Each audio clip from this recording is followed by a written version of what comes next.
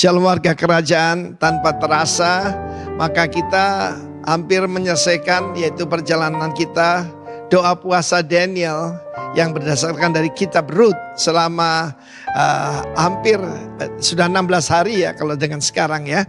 Maka ayat pokok kita ada dalam 2 Petrus pasal 1 ayat 1 sampai dengan 4. Tetapi khususnya ayat yang kedua. Kasih karunia dan damai sejahtera melimpahi kamu, multiplied, akan pengenalan akan Allah dan akan Yesus Tuhan kita. Bukan cuma ginosko tapi epiginosko, pengenalan yang sangat dalam.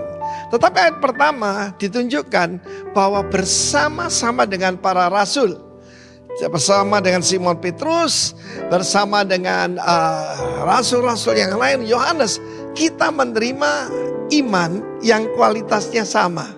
Wow, renungkan itu. Banyak orang yang cuma ikut agama menganggap Simon Petrus itu jauh di atas kita.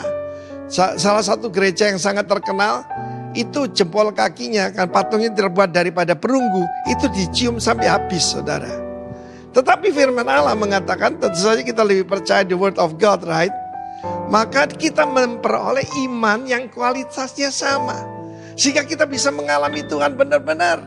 Ya, karena itu kita akan mengalami grace and peace. Shalom. Karena apa? Pengenalan kita akan Allah dan akan Tuhan kita Yesus Kristus. Karena itu bukan cuma di dalam kita membaca Alkitab selama 1 tahun ini, tetapi juga di dalam melaksanakan, melakukan firman. Kita tidak akan ngerti firman sebelum melakukannya. Ya, kita tidak akan pernah punya pengenalan sampai epiginosko kalau kita tidak melakukan firman. Itu seperti membangun rumah di atas pasir. Orang yang bijak yang membangun rumah di atas batu karang itu yang mendengar, mengerti dan melakukannya. Dan ayat ketiga ditambah lagi oleh kuasa ilahinya dia menganugerahkan hidup ini karena anugerah, karena kasih karunia. Segala sesuatu, perhatikan di situ, segala sesuatu yang berguna supaya kita bisa hidup benar, hidup saleh oleh pengenalan kita akan Dia yang memanggil kita oleh kuasanya yang mulia dan ajaib. Ditambah lagi ayat keempat, saudara ya. Firman Allah berkata, Dia juga menganugerahkan janji-janji. Apa yang kita harapkan di dalam tahun ini dan sampai tahun-tahun menjelang kedatangan Tuhan? Janjinya itu yang berharga sangat besar supaya kita bisa mengalami ini, kodrat ilahi, dan terluput akan hawa nafsu duniawi yang membinasakan dunia. Cuma ada 2 pilihan, menyembah Mammon atau menyembah Tuhan. Dan kalau apa yang terjadi, kalau ada yang keuangan yang hilang, benda yang hilang, dan kita jadi stres, artinya dewa atau Tuhan yang kita sembah itu, Mammon itu, divaluasi kan. Tetapi kita dalam kerajaan yang tidak tergoncangkan, saudara. Jadi terimalah iman yang luar biasa, yang sama nilainya dengan para rasul. Lalu kemudian makin kita mendalam dalam pengenalan akan Tuhan. Dan kita akan hidup dalam damai sejahtera. Hidup dalam janji-janji yang sangat luar biasa dan berharga. 42 tahun saya ikut Tuhan. Dan benar-benar janjinya tidak ada yang meleset, saudara. Apa yang Dia janjikan pasti Dia genapi. God is not a man. Karena jangan lupa, setiap kali ada tantangan katakan Emmanuel, God is with me and God is among us, inside us and among us and with me. Tuhan memberkati kita semua. Amin. Shalom. Berjumpa lagi dalam ibadah hybrid, onsite maupun online di rumah masing-masing di minggu ketiga tahun 2022. Bersyukur kepada Tuhan sebab kenapa? Karena diberi kesempatan untuk belajar firman Tuhan. Dengan belajar kita akan mengenal pribadi Tuhan lebih mendalam lagi dan kita akan mengerti apa yang menjadi kehendak-Nya di dalam kehidupan kita. Dan saat pagi hari berdoa supaya Roh Kudus memampukan kita bukan hanya mendengar saja, mengerti saja, tetapi menjadi pelaku firman Tuhan. Dan itu menyenangkan hati Tuhan. Amin. Kita tetap dalam tema chosen by the King, dipilih oleh Sang Raja. Warga kerajaan, setiap tahun kita merayakan Hari Ayah itu 2 kali. Jadi ada yang nasional dirayakan 12 November dan Hari Ayah Internasional kalau tidak salah tanggal 20 Juni. Jadi 2 kali, sedangkan untuk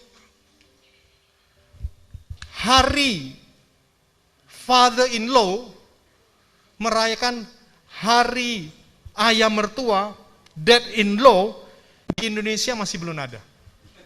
Belum ada. Tapi di Amerika itu dirayakan setiap tanggal 30 Juli. Iya, Hari Mertua, ya. Itu adalah the best way is simply to let him know you care. Jadi merayakan Hari Mertua sekalipun itu adalah cara terbaik untuk memberitahu beliau bahwa kita peduli kepadanya. Asik ya. Ya, berbicara mengenai ayah mertua, almarhum ayah mertua saya itu adalah seseorang yang baik hati. Karena istri saya ini seorang anak angkat, tetapi dia menganggapnya sebagai anak kandung. Tidak pernah dibedakan antara anak angkat dan anak kandung. Dan saya melihat memang luar biasa ayah mertua saya. Dan ada satu kisah yang sampai sekarang saya ingat, itu adalah dan boleh menjadi refleksi bagi kehidupan saya, bagaimana Allah itu begitu mengasihi manusia. Kalau manusia, ayah mertua saya, bisa melakukan kebaikan yang menggetarkan hati, saya akan ceritakan kisahnya nanti. Apalagi Allah kita, Bapa kita yang ada di surga. Manusia saja berbuat baik, apalagi Bapa kita yang ada di surga. Kisah ini terjadi 30 tahun yang lalu. Belum ada yang tahu, saya belum pernah ceritakan. Ada satu keluarga yang sederhana, ya saya sebut saja keluarga yang miskin. Dan keluarga ini memiliki 3 anak. Sudah kondisi sederhana, punya 3 anak. Dan ternyata sang istri mengandung lagi dan ternyata kandungannya itu kembar. Dan karena masalah biaya, baik untuk persalinan dan untuk kehidupan, kebutuhan setelah lahir, maka mereka berencana untuk menggugurkan, aborsi kedua janin yang ada di dalam kandungan di tukang pijet. Ini sungguh-sungguh terjadi dan hal tersebut kedengaran sampai di telinga ayah mertua saya dan beliau berkata, jangan diaborsi. Biar saya tanggung semua biaya, baik itu persalinan, baik setelah anak itu lahir, bahkan nanti sekolahnya saya akan tanggung. Sudah selesai masalahnya. Tetapi permasalahannya timbul ketika kandungan itu di USG. Kembar, ternyata anaknya ada yang satu besar, satu kecil. Yang besar itu kakinya karena saya tidak tahu seperti apa posisinya, itu terjepit. Sehingga dokter mengatakan kalau anak itu lahir, maka anak ini akan cacat kakinya. Pengkor istilahnya. Sedangkan yang kecil itu nggak bertumbuh-tumbuh sehingga dokter mengatakan ini bisa saja lahir prematur dan kemungkinan bisa meninggal. Walaupun demikian, keluarga kerajaan, ayah mertua saya tetap memilih mereka, tetap mengangkat mereka menjadi anak-anaknya walaupun di dalam kandungan. Singkat cerita, lahir bayi yang lebih besar itu, betul kakinya itu melengkung dan diusahakan, diupayakan bisa normal dengan beberapa kali operasi. Dan akhirnya saat sekarang ini sudah normal. Dan bayi yang kecil itu ternyata betul lahir prematur dan cuma 1 kilo lebih sedikit. Kondisinya lemah dan harus masuk inkubator selama berbulan-bulan di rumah sakit. Dan akhirnya selamat. Jadi saya melihat bahwa ada begitu besar kebaikan hati dari ayah mertua saya. Beliau tahu kedua bayi yang ada di dalam kandungan itu buruk. Ada yang cacat, ada yang kondisi sangat lemah. Tetapi tetap dipilihnya mereka dan mereka ketika lahir diangkat menjadi anak-anaknya. Dan ini merupakan sebuah refleksi bagi pribadi saya. Saya melihat bahwa manusia saja bisa memiliki kebaikan hati yang luar biasa. Kondisi cacat, dia sanggup mengasihi, membiayai, dan akhirnya menjadi normal. Apalagi Bapa kita yang ada di surga. Amin. Di dalam Efesus 1 ayat 4, terjemahan TSI, terjemahan sederhana Indonesia versi 3.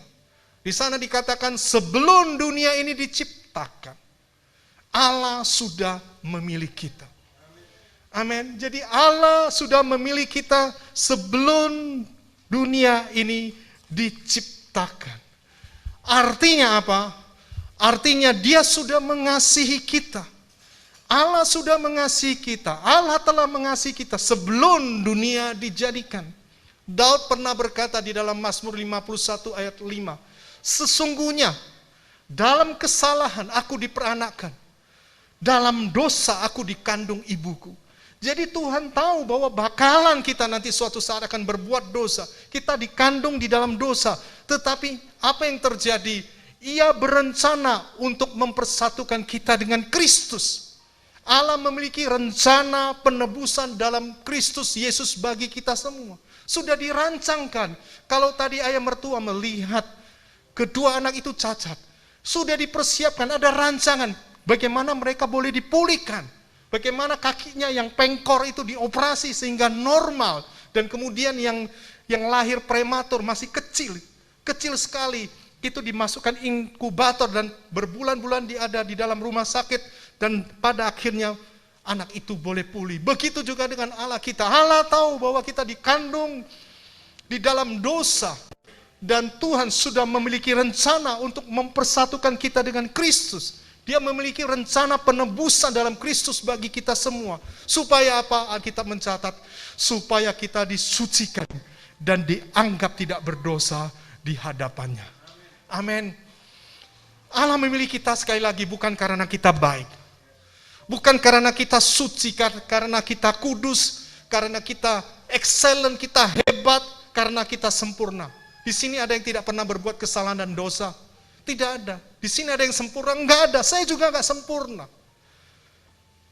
Sekali lagi, Ia memilih kita karena Ia sudah mengasihi kita sebelum dunia dijadikan.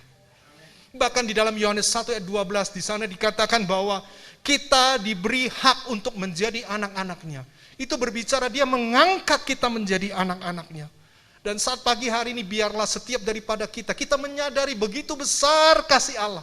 Kita sering membaca Yohanes 3 ayat 16. Tetapi apakah kita pernah berpikir, merenung sampai sejauh itu kasih Allah kepada kita? Kalau kita menyadari, saya percaya kita harus merenungkan, apa sih tujuan Tuhan itu memilih kita sebelum dunia dijadikan? What is the purposes? We are chosen by the King. Apa tujuannya kita dipilih oleh Sang Raja? Minggu lalu Pak Andreas sudah berbicara the ultimate purpose. Chosen by the King. Tujuan yang ultimate, yang paling utama, mengapa kita dipilih oleh Dia. Kita akan ulangi lagi. Kita akan membaca di dalam Roma 8 ayat 29. Firman Tuhan berkata, sebab semua orang yang dipilihnya dari semula, mereka juga ditentukannya dari semula untuk menjadi serupa dengan gambaran anaknya. Supaya ia, anaknya itu menjadi yang sulung di antara banyak saudara. Kita dipilih, ditentukan dari semula untuk apa? Menjadi serupa dengan gambaran anaknya. Jadi pertama, we are chosen by the King karena Raja kita rindu supaya kita menjadi serupa Kristus. Yang mengerti katakan amin. Permasalahannya sekarang menjadi serupa Kristus. Kita sangat sering mendengar kata menjadi serupa Kristus. Serupa apanya? Apakah rambutnya yang gondrong Tuhan Yesus? Atau pakai jubah, pakai kasut? Ya keren itu. Kasutnya zaman dahulu. Cuman seperti tali diikat-ikat seperti itu. Menjadi serupa seperti itu kah?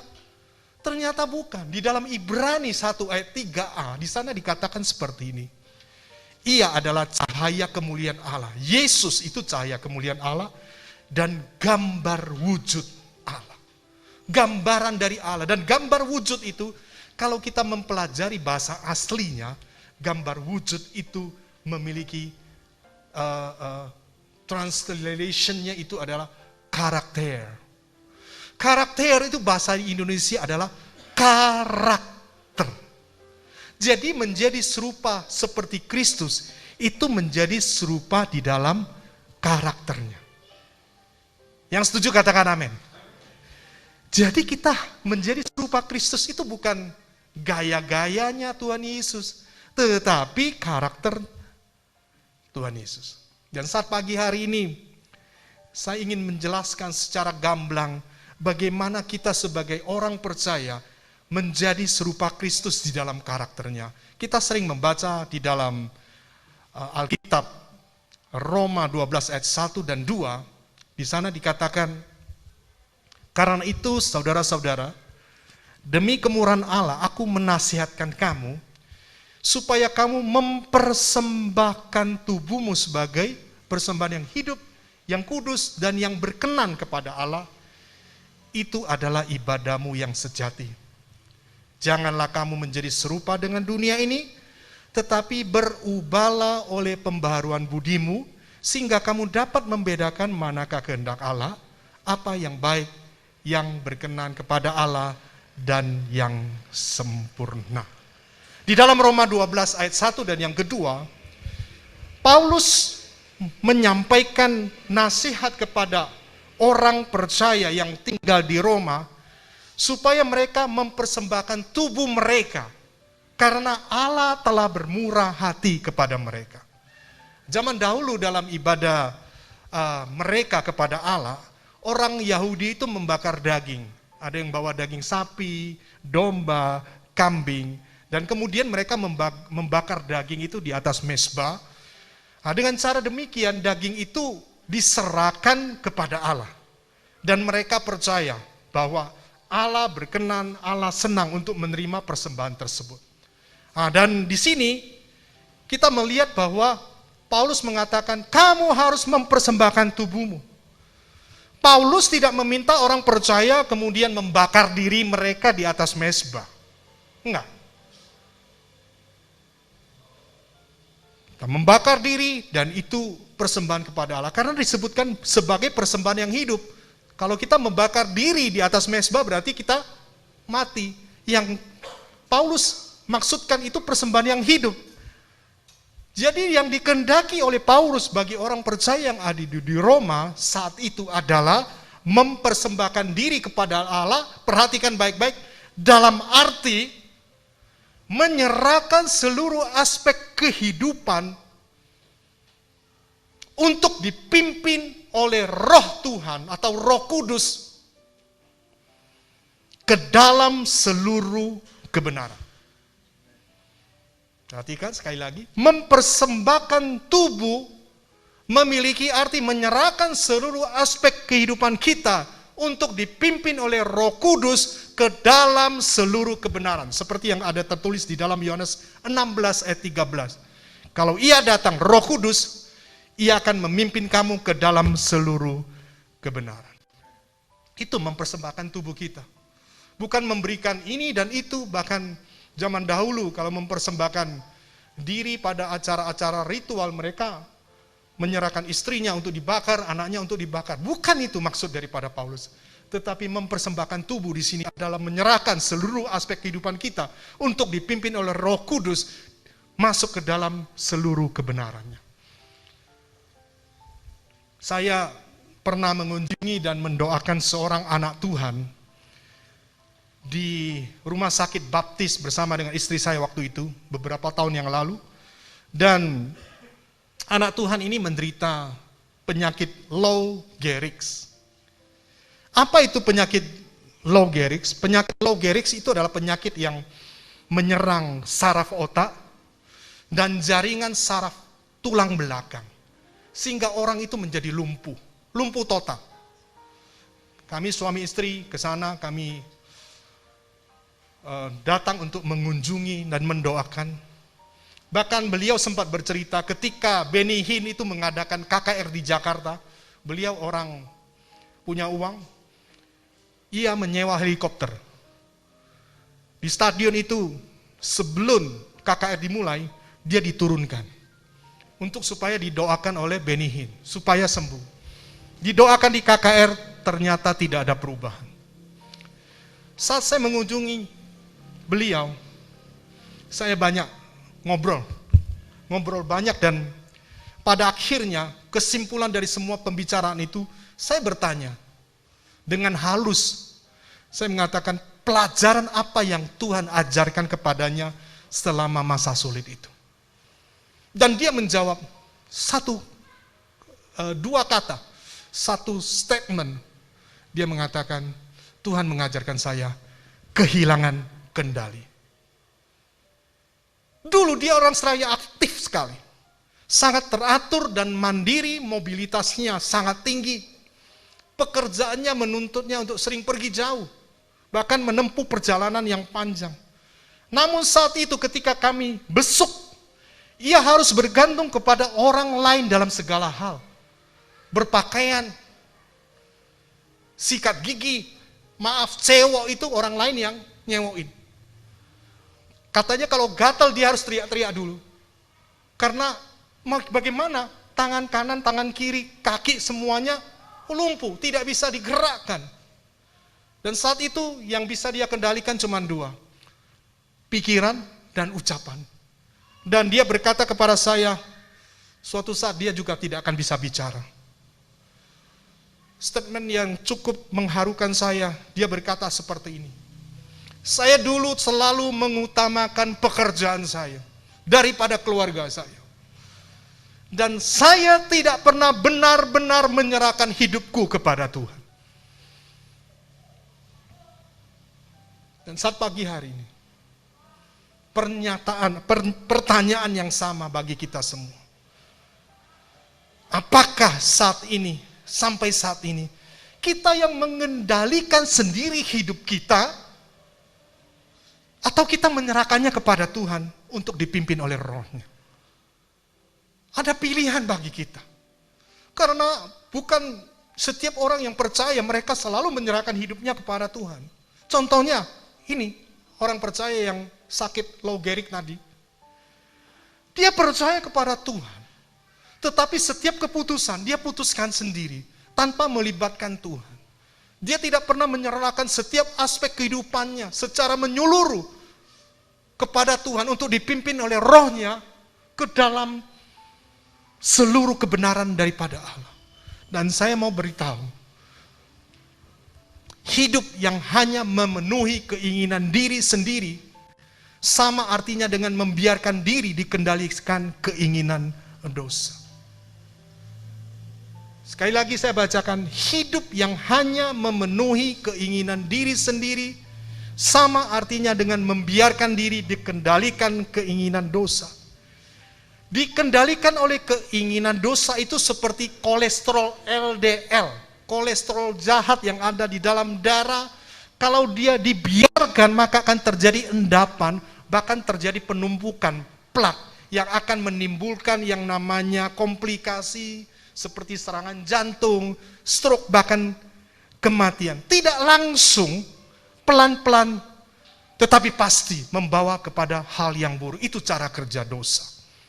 Dan Paulus berkata bahwa hal yang demikian itu membawa kita kepada kematian. Tetapi kalau kita mau dipimpin oleh Roh, sekali lagi, dia akan membawa kita kepada hidup dan damai sejahtera. Jadi menyerahkan hidup kita kepada Allah, mempersembahkan hidup kita kepada Allah, hidup yang dipimpin oleh Roh Tuhan, adalah pilihan yang benar yang bisa kita buat saat ini kalau sebelumnya kita belum benar-benar melakukannya. Roh Kudus akan memimpin kita sekali lagi ke dalam seluruh kebenaran sehingga kita mampu menjadi serupa seperti Kristus yang adalah kebenaran. Muhammad Gandhi, kita sering mendengar quotes ini, I like your Christ, I don't like your Christian. Your Christian are so unlike your Christ. Artinya apa? Saya suka kepada Kristus, tapi saya gak suka kepada orang Kristen. Karena orang Kristen itu nggak seperti Kristus. Mengapa sampai Mahatma Gandhi itu membuat quotes tersebut? Ini adalah akibat, ini adalah ulah dari orang Kristen yang tidak mempersembahkan hidup mereka kepada Allah, tidak menyerahkan diri untuk dipimpin oleh Roh Kudus, sehingga tidak serupa Kristus, tidak berkarakter Kristus, sehingga menjadi batu sandungan bagi banyak orang. Orang boleh mengaku Kristen, tetapi kalau semakin hari tidak serupa Kristus, karakternya khususnya, perlu dipertanyakan kekristenannya. Apakah dia benar-benar sudah mempersembahkan dirinya, hidupnya kepada Tuhan? Apakah dia hidup sesuai dengan apa yang dipimpin oleh Roh Kudus yang akan membawa dia ke dalam seluruh kebenaran? Atau jangan-jangan, saya khawatir, memang ia tidak dipilih dari semula. C.S. Lewis berkata seperti ini. Ada dua jenis, ada dua tipe orang di dunia ini. Mereka yang berlutut di hadapan Tuhan dan berkata, jadilah kehendakmu.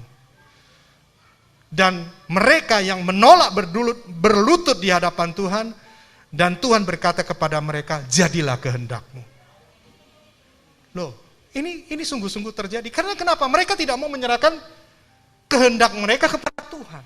Jadi apa yang mereka lakukan itu sesuai dengan keputusan, keinginan mereka. Dan Tuhan yang berkata, jadilah kehendakmu. Wow. Kita mesti dalam hal ini mulai, ya kita koreksi. Tidak apa-apa, sebab firman Tuhan itu selalu membangun. Ya. Baik, itu yang pertama. Supaya kita menjadi serupa seperti Kristus. Dan untuk menjadi serupa Kristus, maka kita harus mempersembahkan tubuh kita kepada Tuhan. Yang memiliki arti, kita harus menyerahkan seluruh aspek kehidupan kita untuk dipimpin oleh Roh Kudus ke dalam seluruh kebenaran. Yang mengerti katakan amin. Ya. Dan kita akan masuk yang kedua. Sebelum pertobatannya, Saulus itu bertahun-tahun mempelajari kitab suci Ibrani, jadi perjanjian lama. Dan ketika mendengar ada laporan-laporan bahwa orang-orang Yahudi itu menyatakan bahwa Yesus itu adalah Mesias, dia marah. Karena kenapa? Apa yang dia dengar itu sangat bertentangan dengan segala sesuatu yang dia pelajari dalam hidupnya. Nah, singkat cerita, sejak itu Saulus menyebabkan banyak penderitaan bagi orang-orang Yahudi yang telah menyerahkan diri mereka untuk percaya kepada Yesus. Dan kita tahu mereka dianiaya dan tidak sedikit yang dibunuh.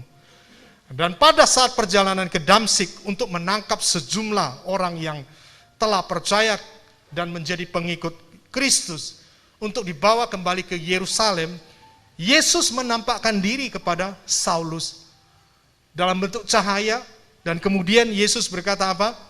Saulus, Saulus, mengapa engkau menganiaya aku? Dan langsung saja Saulus saat itu menjadi buta. Dan singkat cerita, Allah mengutus Ananias untuk berdoa dengan Paulus dan menolongnya supaya Saulus itu boleh berpaling kepada Yesus. Ternyata Allah memiliki rencana yang luar biasa. Tahu rencananya yang tercatat di dalam Alkitab? Allah telah memilih Saulus menjadi Paulus sebelum dunia dijadikan. Bahkan di dalam Kisah Rasul 9 ayat 15. Di sana dikatakan, orang ini adalah alat pilihanku untuk memberitakan namaku di hadapan bangsa-bangsa lain serta raja-raja dan orang-orang Israel. Jadi hal yang kedua, chosen by the king, supaya apa? Supaya kita memberitakan nama Tuhan.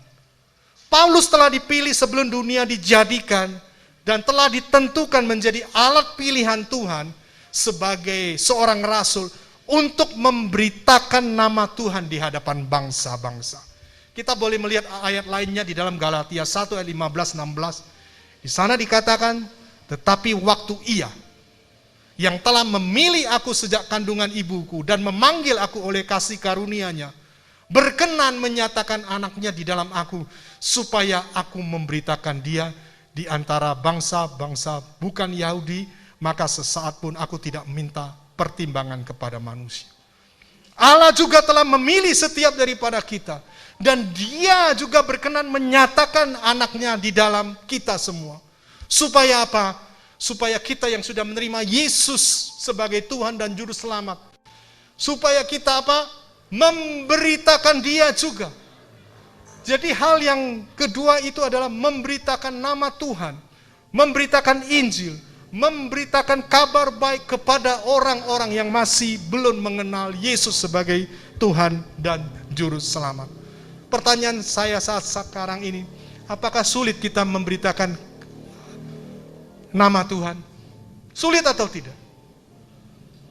Selama ini apakah kita adalah orang-orang yang sudah memberitakan nama Tuhan, memberitakan Injil kepada orang-orang yang ada di sekitar kita, memberitakan kabar baik, atau kita hidup sesuai dengan kehendak kita, melakukan apa yang menjadi tugas-tugas kita saja tanpa mempedulikan apa yang Tuhan inginkan, yaitu jiwa-jiwa yang masih belum percaya datang kepada Tuhan?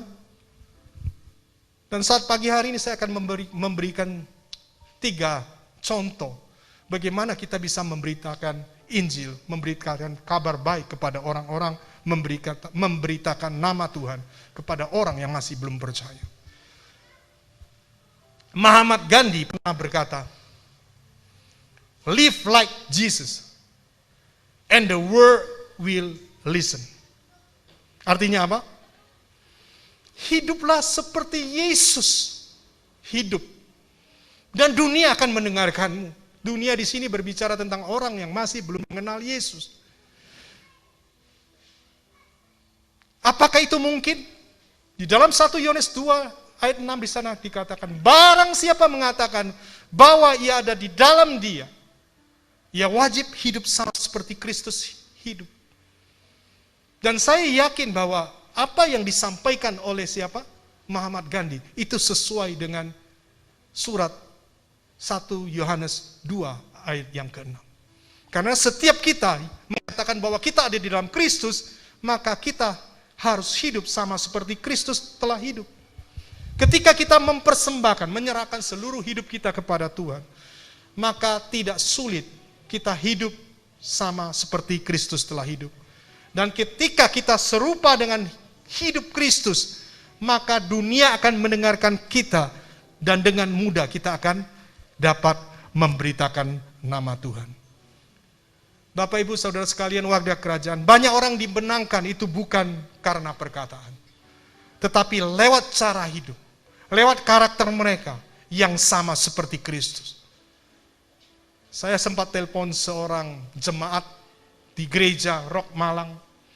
Dia mengatakan, saya tidak bisa, selama hidup dia tidak bisa menginjili mertuanya. Dia sudah dengan berbagai cara, tidak bisa. Tetapi yang dilakukan jemaat kita, dia hanya melayani mertuanya saja. Dan apa yang terjadi? Menjelang hari-hari terakhir dari mertuanya, dia datang kepada mertuanya, dan dia mengatakan, Yesus itu adalah Tuhan. Dan selama bertahun-tahun, mertuanya yang menolak Yesus, melihat cara hidup dia yang seperti Kristus, terakhirnya mertuanya itu menerima Yesus sebagai Tuhan dan Juru Selamat. Bagaimana kita bisa memberitakan nama Tuhan? Hidup seperti Yesus hidup. Ini Filipus, setelah dipakai Tuhan untuk memenangkan orang-orang Samaria, Filipus dipimpin Roh Kudus untuk memberitakan Injil kepada seorang sida-sida, penganut agama Yahudi dari Ethiopia. Dan perhatikan ayat ini. Kisah Rasul 8 ayat 29. Lalu kata Roh kepada Filipus, pergilah ke situ dan dekatilah kereta itu. Ketika kita mempersembahkan hidup kita kepada Tuhan, menyerahkan hidup kita, seluruh aspek kehidupan kita kepada Tuhan, untuk dipimpin oleh Roh Kudus, saya mau katakan kepada Bapak Ibu Saudara sekalian, warga kerajaan, Roh Kudus itu juga akan menuntun kita, memimpin kita untuk memberitakan kabar baik Injil, memberitakan nama Tuhan kepada orang-orang yang ada di sekitar kita. Yang percaya katakan amin. Loh, sungguhan loh. Kalau kita tidak memberikan hidup kita dipimpin oleh Roh Kudus tidak bakalan memimpin kita untuk melakukan segala sesuatu, apalagi untuk memberitakan nama Tuhan. Filipus adalah seseorang yang dipimpin oleh Roh Kudus, dan kita melihat singkat cerita, Filipus memberitakan Injil kepada sida-sida tersebut, Dan sida tersebut bertobat dan memberikan dirinya dibaptis. Roh Kudus bukan saja memimpin kita masuk ke dalam seluruh kebenaran, tetapi juga akan menuntun kita memberitakan Injil. Suatu saat ketika saya masih belum menikah, saya masih ingat bagaimana Roh Kudus menuntun saya untuk membawa seorang anak, bukan anak Tuhan, itu percaya kepada Tuhan. Sangat sederhana. Saya cuma mendengar sebuah, apakah itu impresi atau apa, tetapi saya tahu itu suara dari Roh Kudus. Dia mengatakan pergi ke rumah si A. Saya datang ke rumah itu dan kemudian saya cuma berkata seperti itu. Saya katakan, kamu butuh Tuhan. Tuhan Yesus telah mati bagi kamu dan kamu perlu untuk percaya kepadanya di dalam kehidupanmu. Saya cuma berkata seperti itu, dan apa yang terjadi? Orang tersebut yang saat itu sedang bekerja, dia masih kuliah, menyelesaikan tugasnya. Tiba-tiba dia berlutut dan menangis sejadi-jadinya. Dan saat itu juga dia minta ampun kepada Tuhan.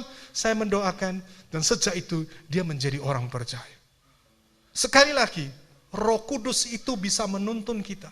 Ketika saya menghadapi seorang anak muda yang sakit, yang dari mana? Dari leher sampai ke kaki.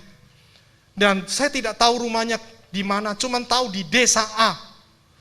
Saya ke desa itu dan saya berkata, Roh Kudus, ini bukan orang percaya, tuntun saya. Dan tiba-tiba Roh Kudus mengarahkan pandangan saya ke satu rumah. Ini rumahnya. Dan saya masuk rumah itu. Betul, anak yang sakit itu ada di rumah itu. Kemudian saya mendoakan dan dokter-dokter mengatakan saya bawa dokter ke sana. Itu tidak mungkin bisa sembuh penyakit itu. Tetapi karena Roh Kudus yang menuntun kita mengikuti apa maunya Roh itu. Kemudian saya menyampaikan bahwa Yesus itu adalah Tuhan. Dia terima Yesus, didoakan, besoknya sudah sembuh. Saya mau kata sekali lagi, kita perlu tuntunan Roh Kudus untuk memberitakan Injil. Yang percaya katakan, amin. Yesus sebelum melakukan apa-apa, pagi-pagi benar dia sudah membangun hubungan, relasi dengan Bapanya, berkomunikasi dengan Bapanya. Kita tahu itu. Coba kita lihat ayatnya. Lukas 4 ayat 42. Ia selalu berdoa kepada Allah Bapanya. Sebelum melakukan apa saja, pagi-pagi benar ia sudah bersekutu. Yesus bersekutu dengan Bapanya. Pekerjaan yang banyak, pelayanan yang menyibukkan, tidak menghalanginya untuk berdoa. Belajar dari Yesus. Dia adalah Tuhan kita. Pemberitaan Injil juga harus dimulai dengan doa. Yang mengerti katakan amin. Berdoa untuk jiwa-jiwa yang akan kita jangkau. Berdoa supaya kita dipertemukan dengan jiwa-jiwa yang siap di Tuhan. Ingat sekali lagi, ini firman Tuhan. Mengingatkan kita kembali. Karena saya yakin di antara kita sudah lupa untuk memberitakan nama Tuhan. Iya atau iya? Dan Tuhan mengingatkan kita kembali supaya kita sekali lagi dipilih untuk memberitakan nama Tuhan. Kita bingung dengan hidup diri kita sendiri selama ini. Dan biarlah kita mendengarkan suara Roh Kudus yang mengingatkan kita bahwa kita dipilih untuk memberitakan nama Tuhan. Caranya tadi saya sudah sebutkan. Ayo hidup seperti Yesus. Setelah hidup dalam tuntunan Roh Kudus dan berdoa secara konsisten.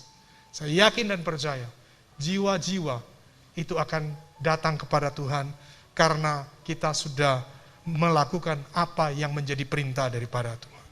Itu yang kedua. Dan yang terakhir, yang ketiga, kita akan membaca di dalam Yohanes 15 ayat ke-16. Di sana dikatakan, bukan kamu yang memilih aku, tetapi akulah yang memilih kamu. Dan aku telah menetapkan kamu supaya kamu pergi dan menghasilkan buah, dan buahmu itu tetap, supaya apa yang kamu minta kepada Bapa dalam namaku, diberikannya kepadamu. Hal yang ketiga, saya ringkas ayat tadi. Chosen to be king, kita dipilih Allah untuk menjadi berkat bagi banyak orang. Yang mengerti katakan amin. Kita harus menjadi berkat. Bapak Ibu tahu, ya saya ulangi lagi sebuah ilustrasi, sebuah contoh. Sejarah pernah mencatat bahwa ada satu makhluk hidup yang seperti ini. Hidupnya sangat-sangat singkat. Bapak Ibu tahu berapa jam dia hidup? Cuma 3 jam. Lahir, menetas, tumbuh menjadi dewasa, kawin-mawin, bertelur lagi, mati. Hanya 3 jam. Nah, nama daripada makhluk ini adalah Tisas flower, bunga tisa. Dia bukan bunga, tapi dia adalah serangga, tetapi bernama bunga tisa atau Tisas flower. Dan serangga ini karena hidupnya cuma 3 jam, dia tidak memiliki mulut, jadi nggak bisa makan. Pasti mati dalam waktu yang tidak lama. Ya. Sekarang hampir punah, ada di Serbia dan Hongaria. Jadi mereka netas, mereka lahir, mereka hidup, mereka kawin-mawin, mereka bertelur lagi, dan kemudian mati. Dan warga kerajaan, apa yang terjadi dalam waktu 3 jam itu? Yang pertama, ketika mereka kawin-mawin di atas sebuah sungai, itu adalah sebuah tontonan yang langka, yang disebut wedding days, di atas wedding dance, di atas sungai Tisa, itu menarik banyak turis untuk menyaksikan tarian itu. Mereka menjadi berkat, mereka menari-nari dan banyak orang datang untuk menyaksikan tarian tersebut. Dan yang kedua, setelah mereka itu kawin-mawin, maka mereka akan bertelur. Setelah bertelur, mereka akan mati. Matinya ada yang sebagian di atas sungai Tisa, dan sebagian ada di darat. Yang mati di sungai Tisa, maka serangga ini akan menjadi makanan bagi ikan-ikan yang ada di sungai itu. Karena Tisas flower ini mengandung protein yang sangat tinggi, maka ikan-ikan yang makan makanan berupa Tisas flower yang sudah mati, mereka menjadi ikan-ikan yang gemuk, yang sehat, dan berprotein tinggi. Sedangkan Tisas flower yang jatuh di tanah, itu dipakai oleh orang yang mancing menjadi umpan. Kita melihat hidup 3 jam, tetapi menjadi berkat yang luar biasa. Dan yang terakhir, kalau mereka mulai bertelur, dan telurnya itu akan masuk ke dalam sungai. Ternyata Tisas flower ini adalah serangga yang sangat sensitif kepada polusi. Dimanapun mereka berada, maka air atau sungai itu menjadi sungai yang bersih dan jernih. Dalam waktu 3 jam, Tisas flower dapat membawa pengaruh yang besar, menjadi berkat bagi makhluk hidup yang ada di sekitarnya. Mereka melakukan segala sesuatu yang telah ditetapkan oleh penciptanya, untuk menjadi berkat bagi yang ada di sekitarnya. Lewat contoh yang sederhana ini, warga kerajaan, biar hidup kita boleh maksimal dan memuliakan Tuhan. Biar hidup kita berbuah-buah, dan buah kita itu tetap kata firman Tuhan. Saya membaca sebuah artikel, ada seorang dokter, bernama Dr. Franciscus Saverius Sudanto. Dia lahir di Jawa Tengah, tetapi dia memilih untuk menetap dan melayani sebagai dokter di AB Pura, di Jayapura. Sang dokter terkenal sebab kenapa? Dia itu memasang tarif cuma Rp1.000 sampai sekarang. Jadi yang datang periksa itu bayarnya berapa? Rp1.000.